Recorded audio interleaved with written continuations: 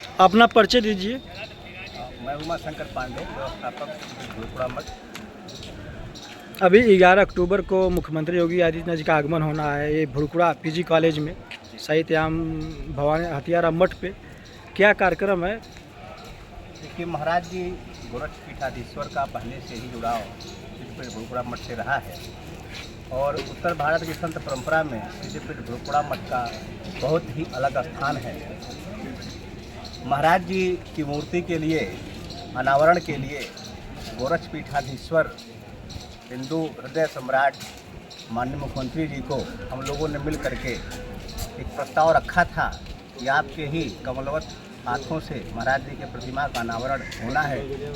महाराज जी ने कहा मैं अवश्य आऊँगा और भुड़कुड़ा पीठ के अध्यक्ष, भुड़कुड़ा पीठ के महंत, इस विद्यालय के वर्तमान अध्यक्ष और प्रबंधक मां शत्रुघ्न दास जी, हमारे कॉलेज के प्राचार्य प्रोफेसर ब्रजेश जायसवाल जी और मैं उमाशंकर पांडे जा कर के महाराज जी से मिल करके और ये कार्यक्रम के लिए पुनः निवेदन किया।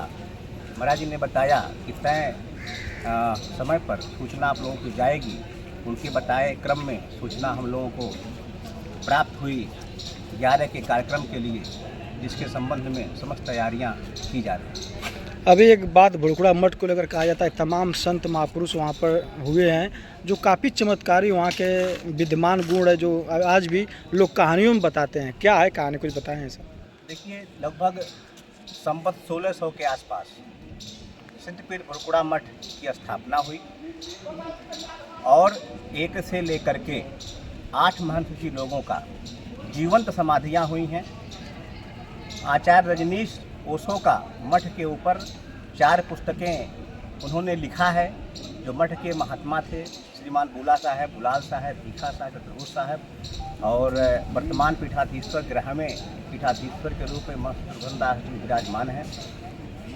आचार्य रजनीश ने अपनी कृतियों में लिखा है कि हमने विश्व संत साहित्य का अध्ययन किया किंतु भुड़कुड़ा जैसी पीठ हमको विश्व में कहीं देखने को नहीं मिली। गौरव की बात है, हम लोगों के लिए भाग्यशाली हैं हम लोग, पूर्ण कर्म किए हैं कि ऐसे पूर्ण आत्मा के संपर्क में रह करके और पूर्ण भूमि पर हम लोगों को रहने का सौभाग्य प्राप्त हुआ है। अभी जो भुड़कुड़ा मठ में एक दीवार चलने लगी थी, कहानी बताई जा रही है, क्या है वो कहानी?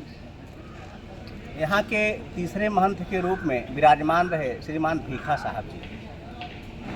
उनके समय में कीनाराम महाराज जी मठ पर आए और जो मठ के अंदर एक कुआं है उसके बगल में बैठने का स्थान था, वहाँ पर दोनों महंत जी लोग बैठे, कीनाराम जी और भीखा साहब जी, जो उस समय के आचार्य पीठाधिपति महंत के रूप में रहे। भीखा साहब ने अपने नौकर से कहा कि महाराज जी को जलपान कराया जाए।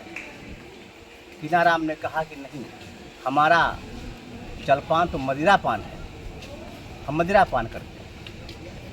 भीखा साहब ने कहा यहाँ गुरु का आदेश नहीं।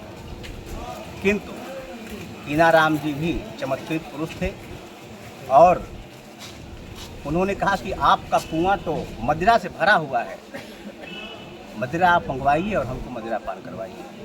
भीखा साहब समझ गया उनके चमत्कार को। उन्होंने नौकर से कहा कि नहीं, जा कर के देखो उसमें जल है, ला करके महाराज जी को जलपान कराओ। उन्हें उस कुएं का पानी जल रूप में परिवर्तित हो गया।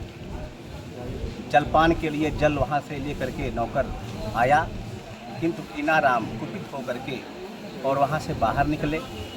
भीखा साहब का एक गुफा है मठ के ऊपर, दीवार के सबसे ऊपर जो है छत पर बना हुआ था।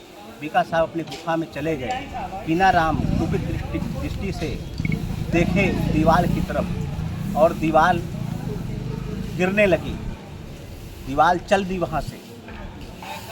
आज भी वह दीवार उसी रूप में टूटी हुई मौजूद है। भीखा साहब ने कहा दीवार से कि तुम्हारे संपर्क में मैं रहता हूँ, उनकी बात क्यों सुन रही है? और तपोबल द्वारा दीवार को भीखा साहब ने उसी पर रोक दिया। आज भी वह दीवार उसी रूप में मठ पे मौजूद है। दूर दूर से लोग आते हैं और उसका दर्शन करते हैं। अभी एक मंथ की और कहानी बताई जाती है कि कोई ट्रेन जखनिया से चलने वाली थी, उनको बैठाया नहीं तो ट्रेन रुक गई थी। जी, 8वें महंत जी के रूप में थे श्री जयनारायण साहब जी। वो बनारस यात्रा के लिए जखनिया ट्रेन पे जा कर के बैठे। उनको लोग बौरहवा बाबा भी कहते थे।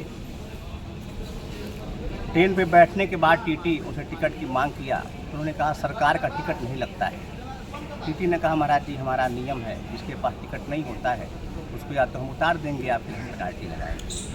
महाराज ने कहा कोई बात नहीं, हम उतर जा रहे हैं। और ये ट्रेन से उन्होंने कहा कि तू हमके बिना लहले मत जइहा। और वहीं स्टेशन पर महाराज जी बैठ गए।